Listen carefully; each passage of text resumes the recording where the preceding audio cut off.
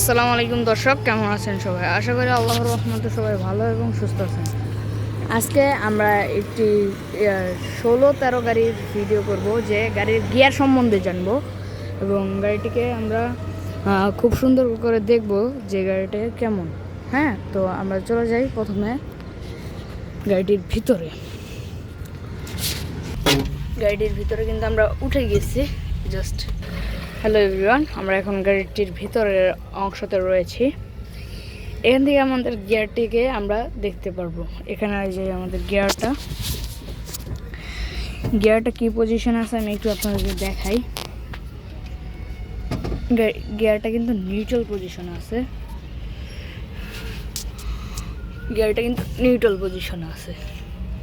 কীভাবে বুঝলাম সেটা আজকে আপনাদের একটু বলি।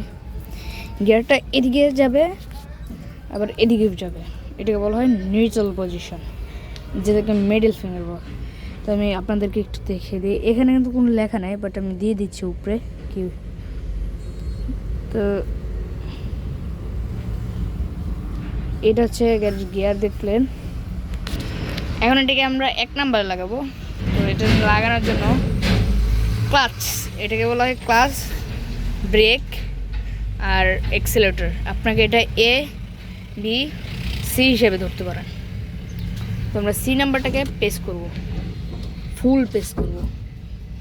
তো করার পরে এখান থেকে এদিকে টান দিব, দেওয়ার পরে নিচ দিকে দিয়ে দিব, মানে এদিকে দিয়ে দিব।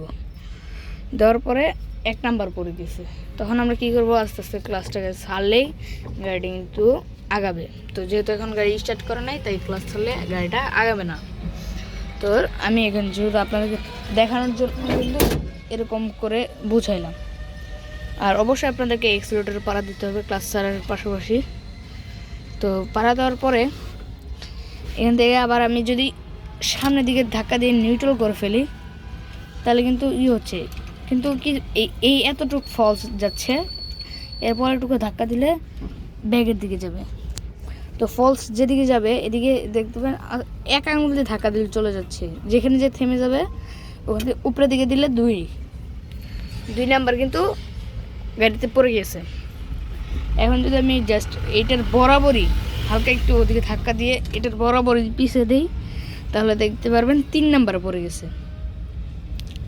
আর এখন যদি আমি এটাকে সামনের দিকে দিই, দিয়ে একদম এদিকে আনার পরে এখানে দিই 4 নাম্বার, একদম যদি একদম পিছের দিকে বরাবর ঠেলা দিই, ধাক্কা দিই, তাহলে 5 নাম্বার পড়ে গেছে।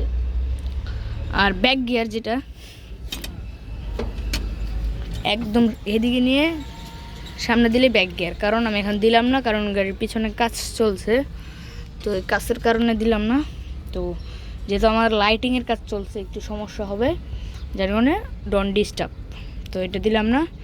আজকে হয়তো বা আপনারা বুঝে গেলেন 16-13 গাড়ির কীভাবে গিয়ার চেঞ্জ করতে হয়, কিংবা গাড়ির গিয়ার কয়টা, কিংবা গাড়ির কীভাবে গিয়ার কোন দিয়ে গিয়ার, সব আমি কিন্তু প্র্যাকটিক্যাল দেখিয়ে দিছি।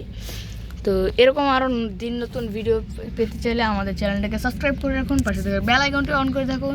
দেখা হবে অন্য কোনো ভিডিওতে। সে পর্যন্ত সবাই ভালো থাকুন, টাটা।